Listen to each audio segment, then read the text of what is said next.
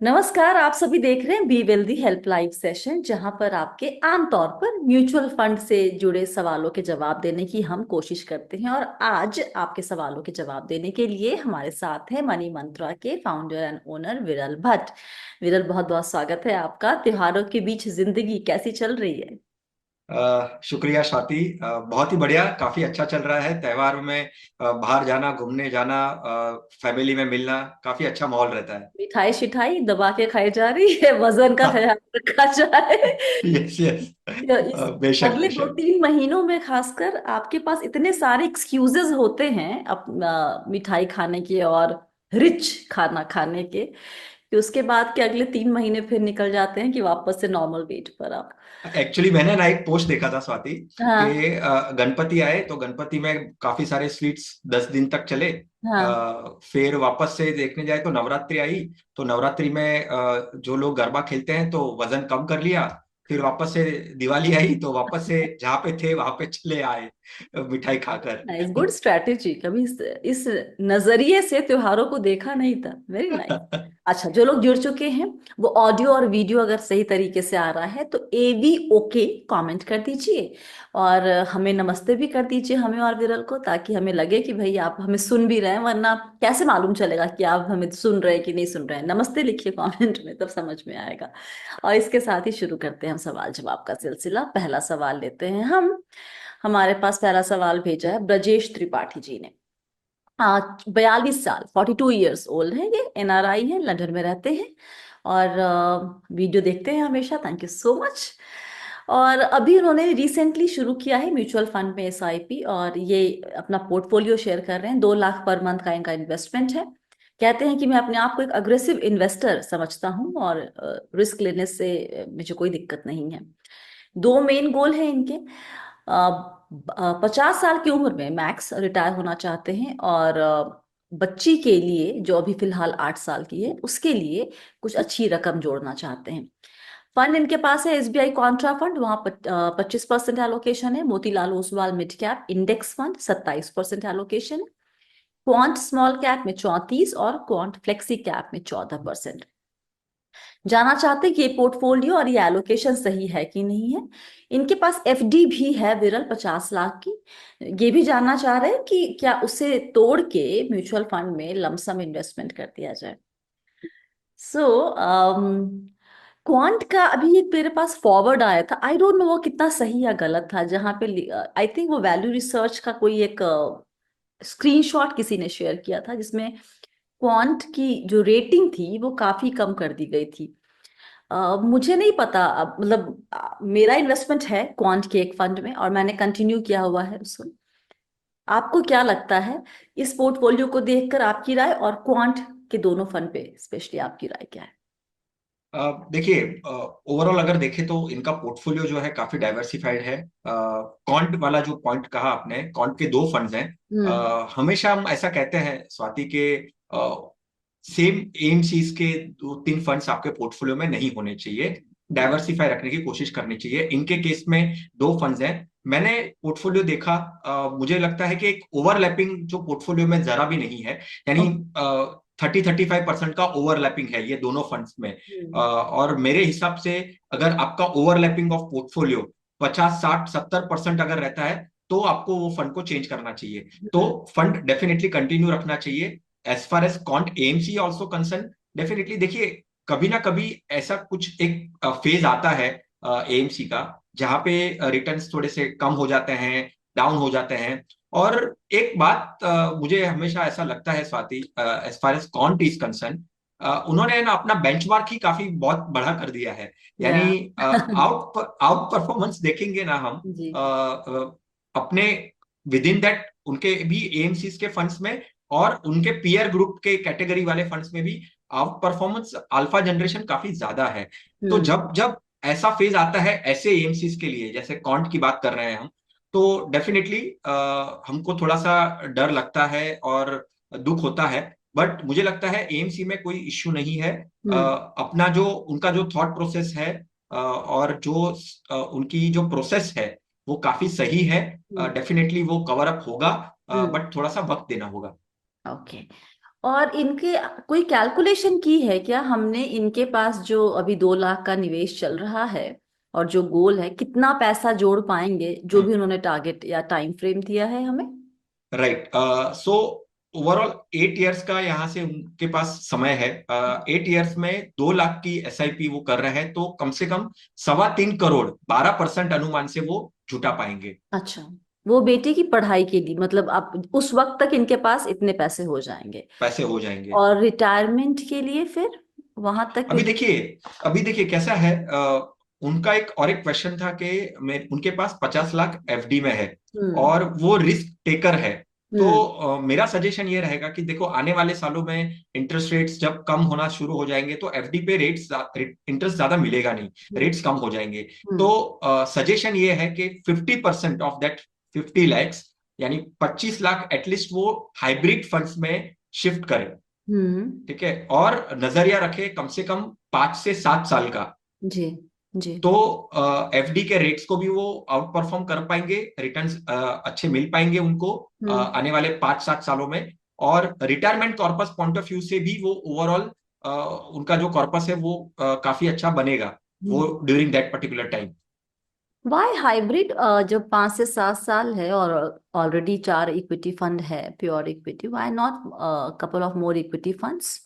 देखिए, एक तो पहले जो पैसा कहाँ पे है उनका अभी, ठीक है, हम्म। वो पैसा डेट एलोकेशन में है। जी। ठीक है, मैं थोड़ा सा रिस्क लेने के पॉइंट ऑफ व्यू से, टेन्योर के पॉइंट ऑफ व्यू से, अगर आप वो पर्टिकुलर डेट का पैसा आप ऐसे में जाए, हाइब्रिड में जाए जहां पे इक्विटी का कंपोनेंट थोड़ा हो और डेट का कंपोनेंट भी हो, ठीक है, तो हम्म। वो कंपोनेंट पॉइंट ऑफ व्यू से, एलोकेशन पॉइंट ऑफ व्यू से मैं हाइब्रिड अप्रोच रखने की बात कर रहा हूं। और जो हम्म। प्योर इक्विटी अप्रोच है वो एसआईपी से चलने दे, क्योंकि देखिए मार्केट में वॉलेटिलिटी भी आएगी, अप जी। एंड डाउन भी होगा, तो एसआईपी इक्विटी फंड्स में कोई प्रॉब्लम नहीं है। बट जब हम लमसम की बात कर रहे हैं और डेट से पैसा निकालने की बात कर रहे हैं तो हाइब्रिड अप्रोच सही रहेगा।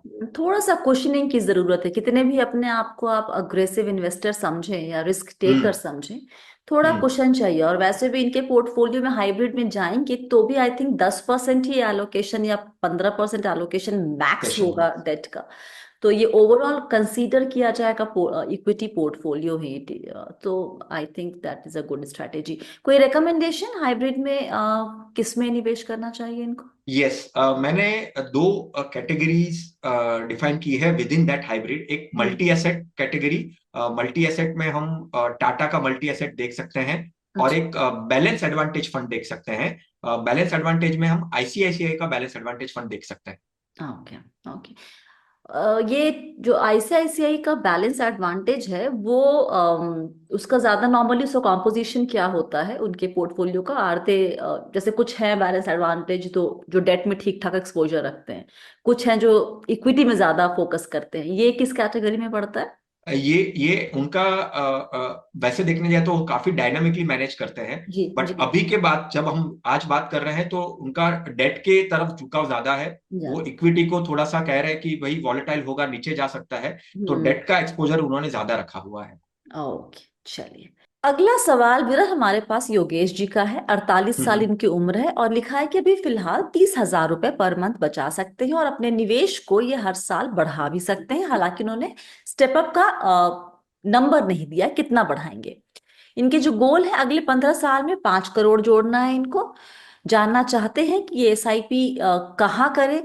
और साथ ही ये भी लिखा है कि अब अप्रैल 2025 से ये अपने निवेश की रकम, जो मंथली सेविंग इन्होंने लिखी है, वो 50,000 कर सकते हैं। ओके। तो हमें दो चीजें जाननी है कि क्या 50,000 पर मंथ के हम्म। निवेश से 15 साल में, मैं 30,000 अभी लेके चल नहीं रही हूँ, अभी तो वो शुरू करेंगे तुरंत उसको 50 कर सकते हैं, और सही प्लस बात है। कुछ स्टेप अप से ये अपना कॉर्पस जो हम्म। टारगेट है वो अचीव कर सकते हैं यानी। देखिए, अगर हम 50,000 की एसआईपी देखते हैं स्वाति, और 15 साल का उनका नजरिया है, जी। गोल ईयर्स वो देख रहे हैं 15 साल, तो करीबन अगर 12% अनुमान लगाऊं तो वो 50,000 की एसआईपी से कम 2.5 करोड़ अचीव कर पाएंगे। जी। ओके। ठीक है, और उनका टारगेट है 5 करोड़ का।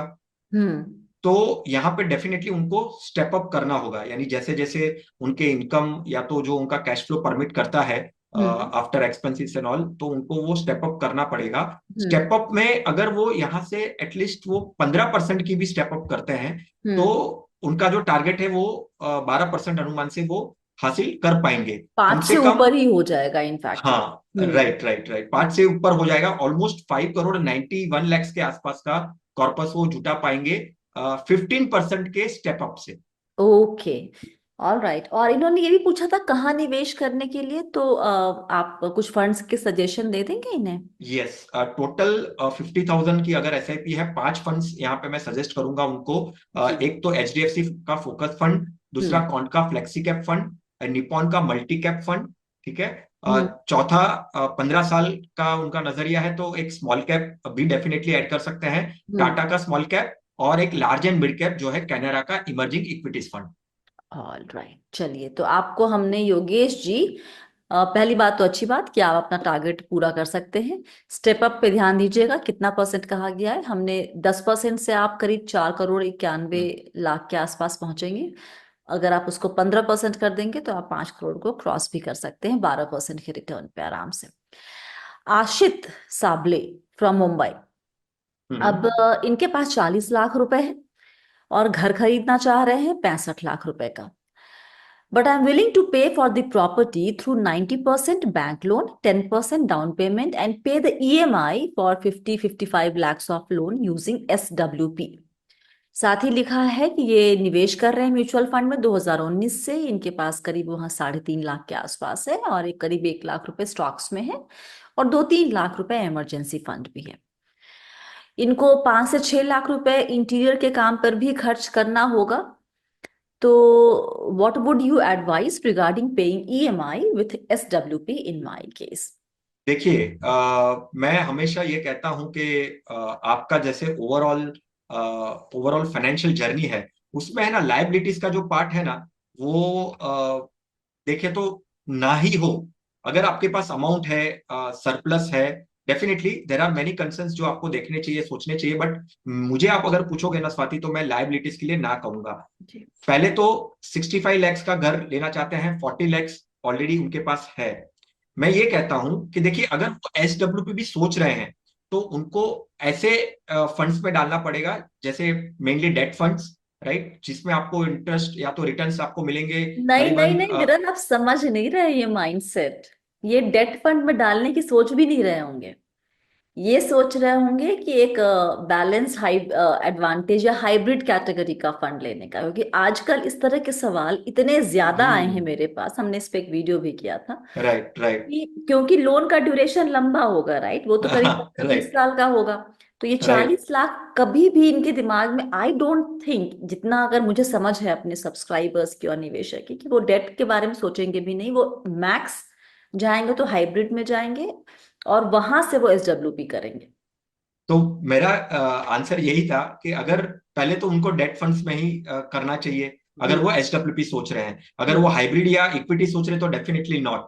ठीक है। हम्म हम्म अगर देखिए, और अगर वो डेट फंड में करेंगे तो उनको रिटर्न्स मिलेंगे अराउंड 5 6 या 7% के आसपास, हम्म, राइट, इमीडिएटली अगर उनको एचडब्ल्यूपी निकालना है तो। जी। तो रिटर्न्स के मामले में करना चाहिए एचडब्ल्यूपी के पॉइंट ऑफ व्यू से डेट फंड्स। हम्म बट अगर जो उनका अभी पूरा ओवरऑल फाइनेंशियल कंडीशन के पॉइंट ऑफ व्यू से वो कह रहे हैं, तो डेट फंड्स में तो नहीं ही डालना चाहिए। मैं उनको ये कह रहा हूं कि आपके पास पैसे हैं तो डेफिनेटली आप वो घर जो लेना चाहते हैं, वो पैसों से वो आप घर ले लीजिए। जी। लाइबिलिटीज को एंटर ना करने दे आपके लाइफ नहीं, में। पूरे 40 लाख मत डाल दीजिए आपको, क्योंकि उसका फिर इंटीरियर भी करना है।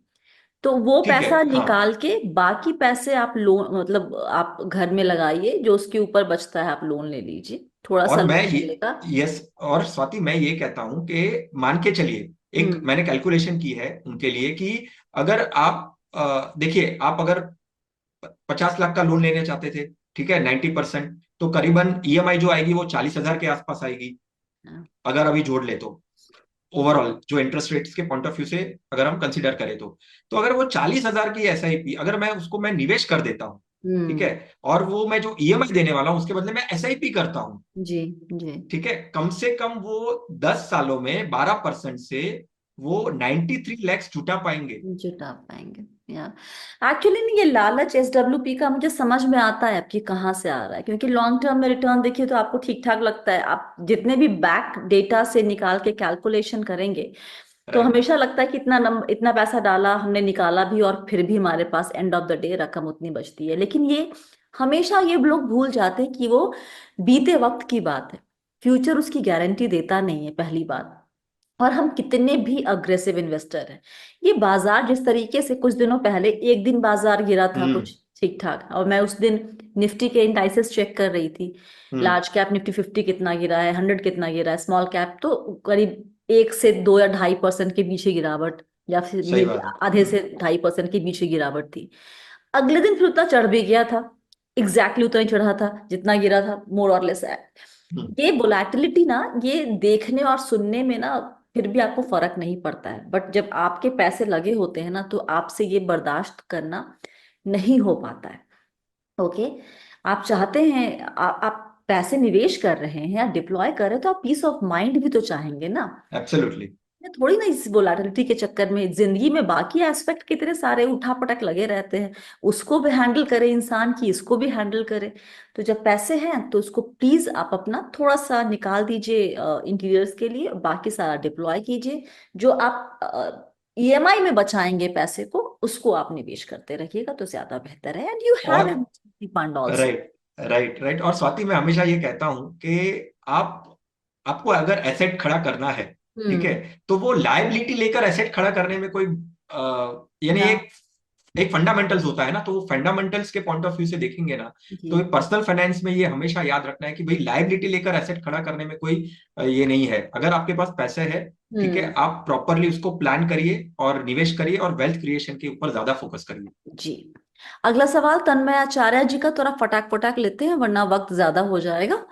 सही है। 40 साल है इनकी उम्र, कोलकाता में रहते हैं, IT कंपनी में काम करते हैं। इनके फंड 2021 से निवेश शुरू किया है, SBI स्मॉल कैप में, HDFC Sensex S&P fund, Quant small cap and Parag Parikh flexi cap. अब लिखा है कि कोई बहुत ज्यादा नॉलेज नहीं है स्टॉक मार्केट की, म्यूचुअल फंड की, तो जानना चाहते हैं कि हम राइट ट्रैक पर हैं या रॉन्ग ट्रैक पर है। गोल को लेकर इन्होंने कहा है कि कोई गोल स्पेसिफिक नहीं है इनको, रिटायरमेंट के वक्त एक अच्छा कॉर्पस चाहिए, और सफिशिएंट अमाउंट फॉर ट्रीटमेंट, मतलब पोस्ट रिटायरमेंट हेल्थ के लिए, 7 साल में बच्चे की पढ़ाई के लिए। इनके पास और क्या क्या है, PPF है 12,500 पर मंथ का, NPS 5,000 per month, APY 1,000 per month, EPF का वैल्यू फिलहाल अभी 10 लाख है, और स्टॉक पोर्टफोलियो 12 लाख का है।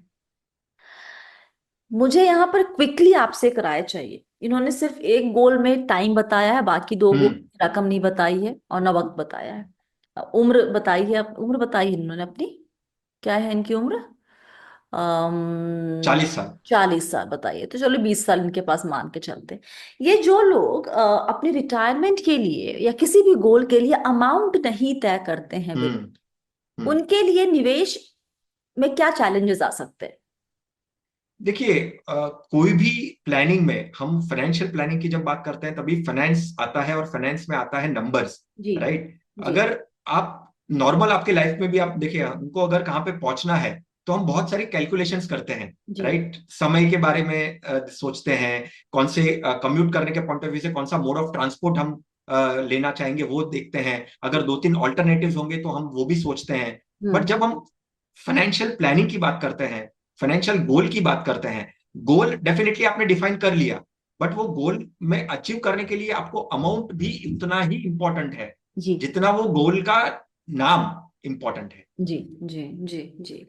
तो इसीलिए अमाउंट होना बहुत जरूरी है। तो हम ये तो नहीं बता पाएंगे कि आप अपना गोल पूरा करेंगे कि नहीं, क्योंकि आपने अमाउंट ही नहीं दिया है। लेकिन जो राइट। पोर्टफोलियो है उस पे आपकी राय क्विकली। पोर्टफोलियो काफी ठीक है, कोई प्रॉब्लम नहीं है। दो एक ही एमसीज के दो फंड्स हैं उन्होंने लेके रखे हैं, नहीं आई थिंक उनके उसमें हाँ, कैटेगरी वाइज दो स्मॉल कैप फंड है, बट हम्म। ओवरलैप जरा भी नहीं है, तो डेफिनेटली आप ये हम्म। चारों फंड के साथ आप कंटिन्यू कर सकते हैं। ऑलराइट। अनिल बादर Badar, I don't know, sorry if I am pronouncing your name, गलती कुछ हो गई हो वहां पे तो।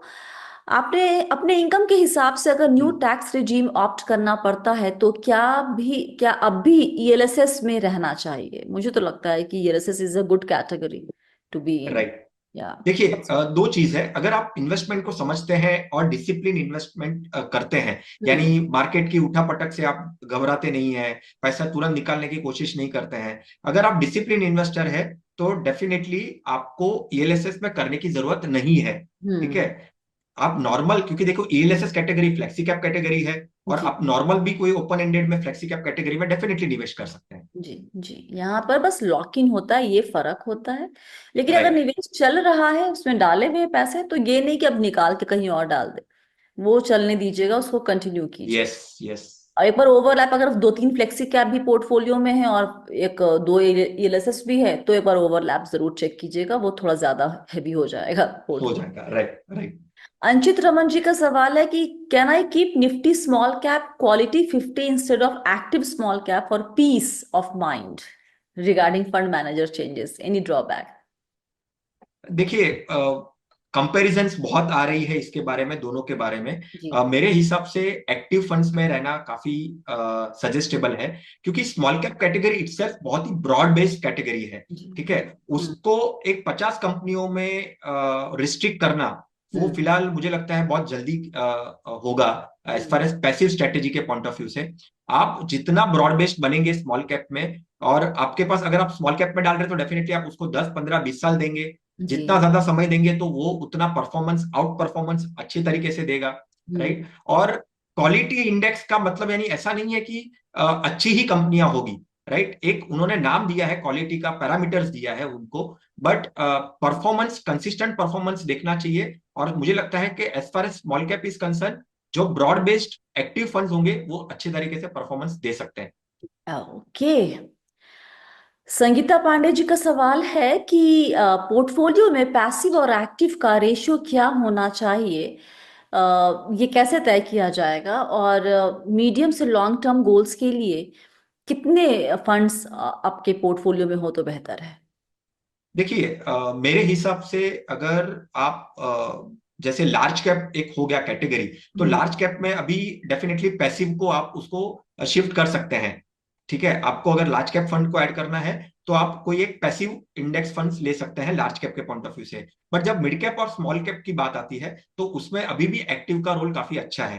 ठीक है। हम्म तो मिड टर्म के पॉइंट ऑफ व्यू से डेफिनेटली आप पैसिव जा सकते हैं, जो आपका पोर्टफोलियो का 40% हो सकता है, और जी। एक्टिव जो है वो 60% आप रख सकते हैं। All right. Quick and fast, एकदम फटफट आप जवाब देते हैं। श्री शैल जी का, और नंबर ऑफ फंड्स पे हमने बात की क्या? सॉरी, मैं शायद थोड़ा डिस्ट्रैक्ट हो गई, तो सुना नंबर ऑफ फंड्स पोर्टफोलियो में। देखिए, पोर्टफोलियो में हमेशा 5 से 6 फंड्स रखिए आप, और 5 से 6 फंड से ज्यादा डिफरेंट डिफरेंट कैटेगरीज के पैसिव और एक्टिव मिलाकर आप 5 से 6 फंड्स में रख सकते हैं। Viral, we have to do some kind of research and prepare a report कि अधिक फंड होने से एग्जैक्टली दिक्कत क्या होती है right in terms right. Of the numbers. क्योंकि इस पे बहुत सवाल आ रहे हैं कि अगर मेरे पास 15 20 25 फंड हैं, अगर मान लीजिए मेरा हर महीने का निवेश 50 या 60 या 70 या 1 लाख रुपए है, तो आई कैन मैनेज 15 से 20 फंड में डाल सकता हूँ मैं उसको। राइट तो राइट उसमें दिक्कत क्या है? तो ये अगर हम लोग एक बार प्लान करते हैं, we should do some research on it. Right right definitely. Shri Shail ji का सवाल है कि ये 4 साल से एसआईपी के जरिए निवेश कर रहे हम्म हैं, हम्म। अगले 6 7 साल तक और निवेश करना चाहते हैं, टारगेट है 1 करोड़ का। फिलहाल पोर्टफोलियो की वैल्यू है 17.5 लाख, जानना चाहते हैं कि 6 से 7 साल में क्या 1 करोड़ जुड़ जाएंगे, और हर साल 10% इंक्रीज भी कर रहे हैं अपनी एसआईपी की अमाउंट। एनआरआई है। क्वांट फंड के बारे में फिर से इनका भी कंसर्न है कि वहां की खबरें कुछ बहुत अच्छी नहीं आई थी, तो क्वांट फ्लेक्सी कैप में निवेश करें या नहीं, परफॉर्मेंस भी कुछ खास नहीं दिख रहा है, ये इन्होंने लिखा है। तो इनके पोर्टफोलियो में है Parag Parikh flexi cap, Quant flexi cap, Motilal Oswal mid cap fund, और Nippon India small cap fund. देखिए, as far as Quant is concerned, Swati, हमने शुरू में ही बात की, जी जी। कंसर्न नहीं होनी चाहिए, समय दीजिए या, आप। कंपैरिजंस भी जो रिसेंट आउट परफॉर्मेंस हुआ उससे कंपेयर करेंगे तो डेफिनेटली डिसअपॉइंटमेंट होगा। बट जी। थोड़ा सा समय दीजिए, और समय देने के बाद फिर देखिए कि परफॉर्मेंस जो उनका पहले जैसा आ रहा था कि नहीं, वैसा आ रहा है कि नहीं, और हम्म तब सोचिए। इतने छोटे वक्त में उसमें से कंसर्न्स आपको नहीं आनी चाहिए और नहीं होनी चाहिए, थोड़ा सा और वक्त दीजिए। As far as portfolio is concern, definitely दो स्मॉल कैप है। ओवरलैपिंग देखे तो हार्डली 6% का ओवरलैपिंग है, तो दोनों हम्म फंड को कंटिन्यू कर सकते हैं। दोनों की साइकोलॉजी और थॉट प्रोसेस भी काफी अलग है, ये दोनों हम्म फंड्स के, तो कंटिन्यू रखिए। 1 करोड़ आप डेफिनेटली अगर देखें तो 10 साल आपने सोचे हैं, आपको 10 साल में 1 करोड़ हासिल करना है। 32,000 SIP में आप करीबन 82 लाख जुटा पाएंगे। आपका 1 करोड़ का तो टारगेट नहीं होगा, SIP को आपको बढ़ानी पड़ेगी। अगर आप ओवरऑल 7 साल में 1 करोड़ हम्म। हासिल करना चाहते हैं तो कम से कम 48,000 की SIP करनी पड़ेगी और ये जो ये आपको। इन्होंने भी लिखा कि 10% का स्टेप अप कर रहे हैं, उसके बावजूद नहीं हो रहा है। नहीं हो रहा है, नहीं हो रहा है, नहीं ओके। यानी हाँ, यानी स्टेप अप के बाद डेफिनेटली 32 का मैं अगर 10% को भी स्टेप अप करूं तो ओके। मैंने कैलकुलेशन ये हिसाब से किया कि ओवरऑल अगर आपको 1 करोड़ करना है तो 48,000 की SIP आपको लगेगी। तो आप अभी अच्छा, 32 की कर रहे हैं तो 48 का टारगेट आपको हासिल करना है जितना जल्दी हो सके, और वो परसेंटेज के हिसाब से आपको स्टेप अप करना पड़ेगा। तो इन्होंने लिखा, एक बार यहाँ पे क्विकली फिर से देख लेते हैं कि इनका क्या है। पूरा ये 32,000 की SIP कर रहे हैं 6 से 7 साल के लिए। This is what we are doing, right? Yes, 7 years का टारगेट है 1 करोड़। नहीं होगा सर उससे। 10% के SIP से स्टेप अप से भी नहीं हो रहा है इनका। राइट इनको राइट। बढ़ाना पड़ेगा अपना स्टेप अप अगर करना चाहते हैं तो करीब, लेट मी चेक वंस, हम्म। 25% से भी नहीं हो रहा है। 30% पे देखिए तो 30% के आसपास पे भी 93 लाख ही आ रहा है 12% के हिसाब से। तो आपने कहा तो रकम, या ये भी बढ़ाएं यहाँ पर, साथ में बढ़ा दे थोड़ी सी रकम और फिर उसके बाद स्टेप अप भी कंटिन्यू रखें उसके ऊपर में भी, तब शायद इनका ये टारगेट पूरा हो जाएगा। All right. Righty. Thank you so much विरल, जिस सवालों के जवाब देने के लिए। और उम्मीद करते हैं कि बहुत जल्दी फिर से मिलेंगे कुछ नए सवालों के साथ और नए जवाबों के साथ। शुक्रिया शुक्रिया स्वाति। और इसके साथ ही बी वेल्दी हेल्पलाइन में फिलहाल इतना ही। थैंक यू कमेंट में करेंगे तो हमें अच्छा लगेगा और ये मालूम चलेगा कि आपने एंड तक देखा है ये वीडियो पहली बार। दूसरा, कि कोई सवाल हो आपके पास तो कहाँ पर भेजना है वो सब कुछ आपकी स्क्रीन पर है। WhatsApp number, email ID, comment करके भेजिए। सब कुछ है आपके पास डिटेल। और याद रखिए आप हैं मेरे यानी स्वाति के साथ, और हम सब हैं बहुत ही सावधानी और समझदारी के साथ अमीर बनने के सफर पर। वक्त देने के लिए बहुत बहुत शुक्रिया। बहुत सारा प्यार और दुलार। Stay blessed, healthy and be wealthy.